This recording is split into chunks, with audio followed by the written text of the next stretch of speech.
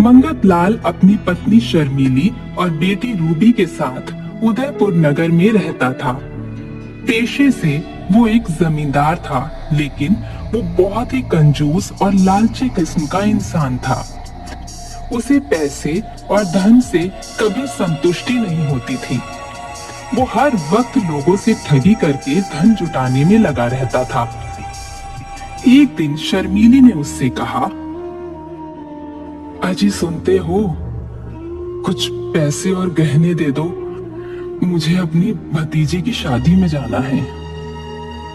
क्या तुम हर वक्त मेरे पैसे उड़ाने में लगी रहती हो? हैं? तुम्हें समझ नहीं आता मैं कितनी मेहनत से पैसे कमाता हूँ? हैं? हाँ, मैं जानती हूँ कितनी मेहनत से कमाते हो, पर मुझे कुछ पैसे दे दो ना। मन ही मन सोचते हुए बोली, सबसे लूटते जो रहते हो। नहीं नहीं, मेरे पास कोई पैसे नहीं है, तुम मत जाओ किसी शादी वादी में। शर्मीली के बहुत बोलने पर भी मंगत लाल उसको पैसे नहीं देता और डांट कर उसे शादी में जाने से मना कर देता है। उसके बाद वो घर से ठगी करने निकल जाता है। उसके पास हमेशा एक तोता रहता था।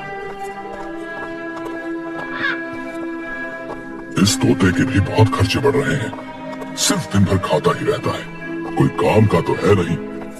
इसको किसी काम में लगाता हूँ। तभी उसे रास्ते में बिरजू डाकिया बैंक से पैसे लेकर आता हुआ दिखता है। ये देखकर मंगत लाल ठगी की एक तरकीब सोचता है और जोर से बोलता है, तोते जा और बस स्टैंड पर बस वाले को रोक कर रखना, कहना मैं आ रहा हूँ बस थोड़ी देर में। मंगत लाल के ऐसा कहने पर तोता बस स्टैंड की तरफ उड़ जाता है।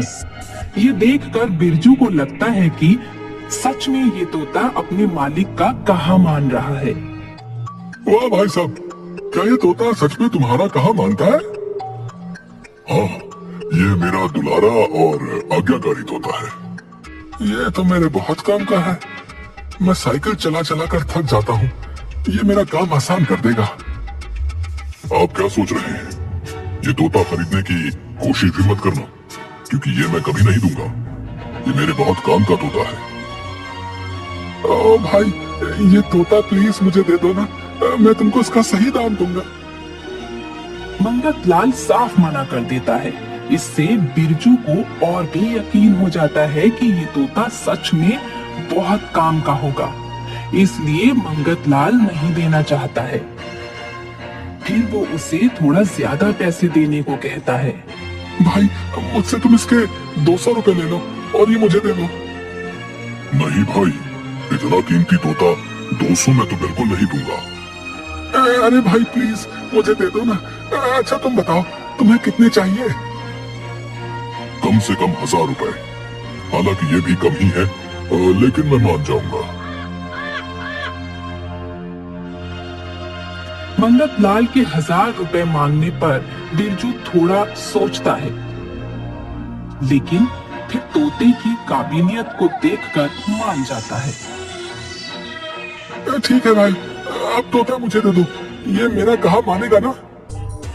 हाँ, अब तक तो ये मेरा कहा मानता था, लेकिन अब मैं इसके कान में कह दे रहा हूँ कि अब से तुम इसके मालिक हो और ये मेरी नहीं सुनेगा, सिर्फ तुम्हारी मानेगा।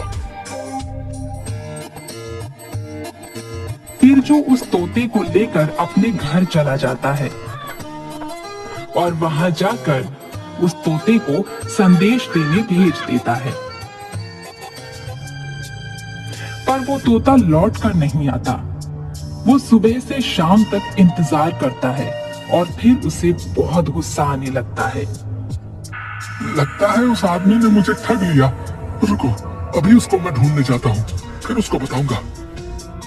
इधर मंगत लाल फिर से किसी और को ठगने के लिए वही रास्ते से जा रहा होता है।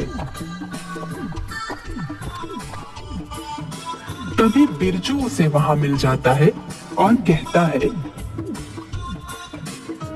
अरे भाई, तुमने मुझे ठग लिया। उस तोते को मैंने संदेश देकर भेजा तो वो वापस ही नहीं आया। तुम क्या पागलों जैसी बातें कर रहे हो? मैं तुम्हें क्यों ठगूंगा? मैंने तो तुम्हें अपना दुलारा तोता दे दिया। तो फिर वो वापस क्यों नहीं आया? तुमने उस तोते को जहां संदेश पहुंचाने भेजा था, वो जगह पहले उसे दिखाई थी?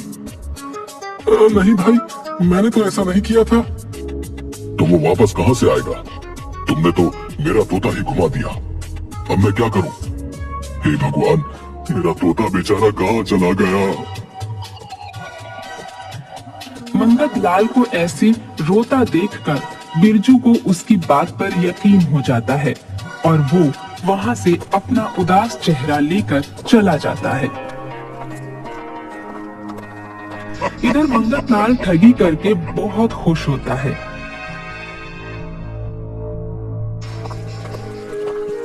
अगले दिन हरिया नाम का एक लड़का नौकरी की तलाश में भटक रहा होता है और तभी मंगत लाल भी साधु का रूप बनाए वहां से गुजर रहा होता है।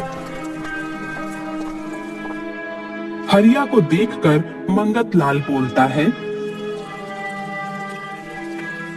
बालक, मैं तुम्हारी परेशानी जानता हूँ। तुम अपनी नौकरी को लेकर परेशान हो ना? लगता है ये बाबा अंतर्यामी है, मेरे बिना कुछ कहे ही मेरी परेशानी जान गए। बेटा, तुम परेशान ना हो।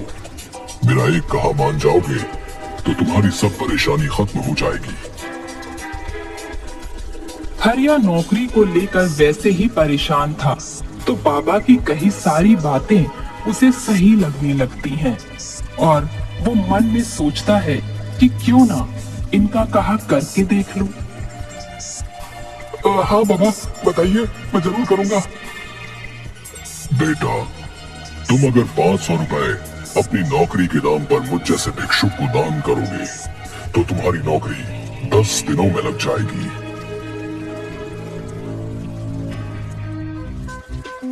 मंगत लाल के इतना कहने पर हरिया थोड़ा परेशान होता है पर बाबा की बातें सही समझकर वो ऐसा करने के लिए तैयार हो जाता है। फॉर्म भरने के लिए घर से मिले 1000 रुपए में से 500 वो मंगत लाल को दे देता है। ये लो बाबा 500, लेकिन मेरी नौकरी तो लग जाएगी ना? हाँ बेटा, जरूर 10 दिन बाद लग जाएगी। हरिया अपने घर की तरफ निकल जाता है और मंगत लाल उससे ठगी करके बड़ा खुश होकर अपने घर चला जाता है। 10 दिन बीत जाते हैं लेकिन हरिया की कोई नौकरी नहीं लगती। वो गली गली उस बाबा को ढूंढता है लेकिन वो असली बाबा हो तभी तो कहीं दिखे, वो उसको कहीं नहीं मिलता। फिर एक दिन एक बिल्डर उसके गांव में आता है। वो सभी लोगों को अपना ऑफर बताता है। आप लोगों के लिए सुनहरा ऑफर है। आप लोग मुझे 1 लाख रुपए देंगे तो मैं बस 6 महीनों में 1 लाख पर 10,000 इंटरेस्ट दूंगा। क्या तुम सच में इतना बड़ा ऑफर दे रहे हो? कहीं तुम धोखा तो नहीं दोगे? नहीं साहब, मैं धोखा नहीं दूंगा। आप मेरा चेक ले सकते हैं, मैं साइन करके दूंगा। बिल्डर के ऐसा कहने पर मंगत लाल को बड़ा लालच आ जाता है। मैं कुछ पैसे देकर देखता हूँ। मंगत लाल बिल्डर को 5 लाख देता है। फिर जब 6 महीने बीत जाते हैं तो उसे बड़ा ही अच्छा रिटर्न मिलता है। फिर ये तरीका जानकर मंगत लाल भी दूसरे गांव में जाकर ऐसे ही लोगों से बहुत सारे पैसे इकट्ठा करके एक बैंक का चेक साइन कर लोगों को दे देता है। फिर घर आकर पैसे गिनता है। आपको इतने सारे पैसे कहां से मिल गए? मैं पैसे मांगती हूँ तो आप मुझे नहीं देते। अब तुम मेरे पैसे को नजर लगा रही हो, हैं? मेरी इतनी अच्छी आमदनी हो रही है, अब चलो जाओ यहाँ से, हैं? मंगत लाल अपनी पत्नी को डांट कर भगा देता है। जैसे ही लोगों को दिया हुआ समय पूरा होता है तो वो अपना बैंक खाता बंद करवा देता है। फिर वो लोग उस खाते से पैसे नहीं निकाल पाते और मंगत लाल की बहुत खोज करते हैं, लेकिन वो उन्हें नहीं मिलता।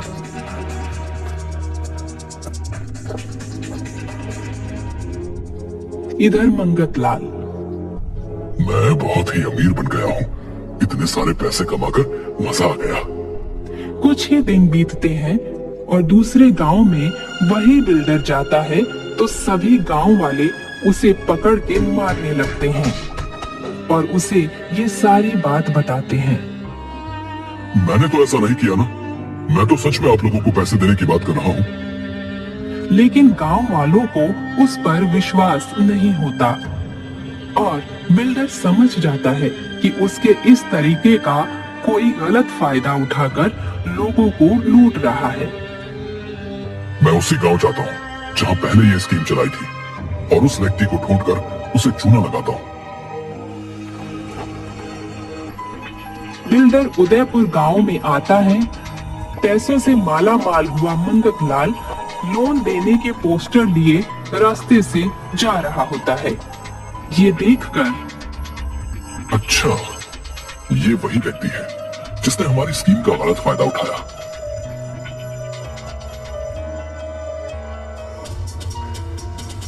रुको सर, हम आपके लिए फिर एक नया ऑफर लाए हैं। हाँ, जल्दी बताओ क्या ऑफर लाए हो। सर, अब केवल 1 महीने में आपको 1 लाख पर 20,000 रुपए मिलेंगे। ये ऑफर बस कुछ ही दिन के लिए है। ये तो बड़ा ही अच्छा ऑफर है। रुको, मैं सारी जमीन और धन को इसमें लगा देता हूँ। कुछ ही महीनों में इतने पैसे कमाकर अपनी बेटी की अच्छे घर में शादी करूंगा और मैं बहुत अमीर भी हो जाऊंगा। मंगत लाल बहुत ही खुशी से अपने घर आता है और अपनी जमीन के सारे कागजात और रुपए ले जाकर उस बिल्डर को दे देता है और बिल्डर से चेक साइन करा लेता है। आपका इतना बड़ा इन्वेस्टमेंट करने के लिए धन्यवाद। आपको बहुत ही ज्यादा अच्छा रिटर्न मिलेगा। दिल थाम कर बैठे रहिएगा। फिर बिल्डर चला जाता है और जाकर वो बैंक खाता बंद करवा देता है। महीना बीत जाता है और इधर मंगत लाल इंतजार कर रहा होता है कि वो बिल्डर आएगा और उसे बहुत सारे पैसे देगा, लेकिन वो नहीं आता। 10 दिन और बीत जाते हैं। फिर वो बैंक के चक्कर लगाता है तो उसे पता चलता है कि ये बैंक अकाउंट बंद हो गया है। वो सर पर हाथ रखकर बैठ जाता है। हे भगवान, मैं तो लुट गया, बर्बाद हो गया। उसने मुझे ठग लिया। आज तक मैंने लोगों को ठगा और आज उसने मुझे पूरी तरह से ठग लिया।